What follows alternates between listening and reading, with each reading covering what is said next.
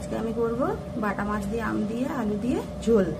মশলার জন্য আমি কাঁচা লঙ্কা, সরষা, পোস্ত, জিরে নিয়ে নিয়েছি। কুমড়ো শাকের চচ্চড়িটা হয়ে গেছে, এটা আমি নামিয়ে রেখে দিলাম। কড়াতে তেল দিয়ে দিয়েছি, তেলটি ভালো হয়ে গরম হয়ে যাক। একে একে সব মাছগুলি আমি তুলে দিব।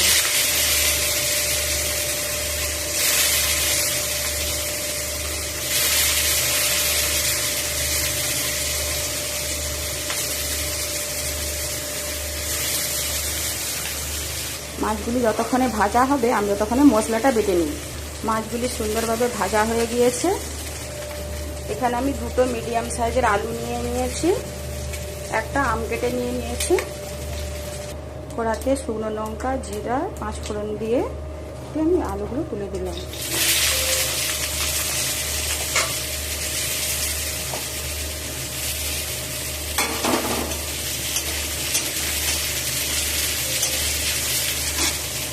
এখানে আমার মশলা বাটা হয়ে গেছে, নুন দিয়ে দিলাম।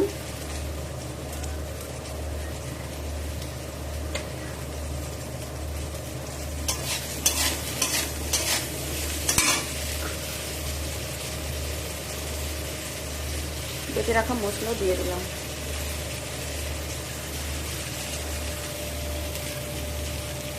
হলুদ গুঁড়ো দিয়ে দিলাম,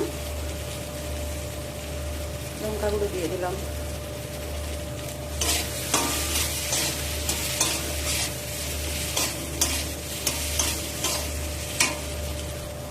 মশলাকে নাড়াচাড়া করে এবার আমি জল দিয়ে দিলাম।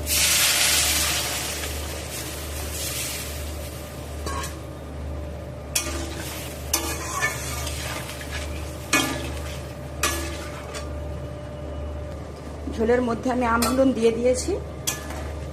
আলু সেদ্ধ হয়ে গিয়েছে।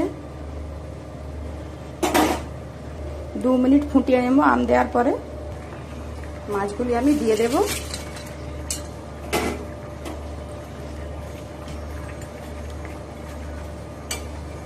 দু মিনিট মাছগুলি দেওয়ার পরে ফুটে যাক। এখন হয়ে গেছে, আমি এটি নামিয়ে নেব। কত সুন্দর দেখতে হয়েছে দেখুন বন্ধুরা, গরম ভাতের সাথে খুবই লাগবে ভালো খেতে এটি।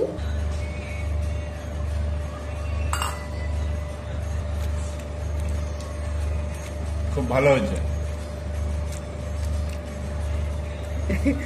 গ্রীষ্মকালে এরকম আম দিয়ে মাছের ঝোল, খুবই পাতলা ঝোল, খুবই ভালো লাগে।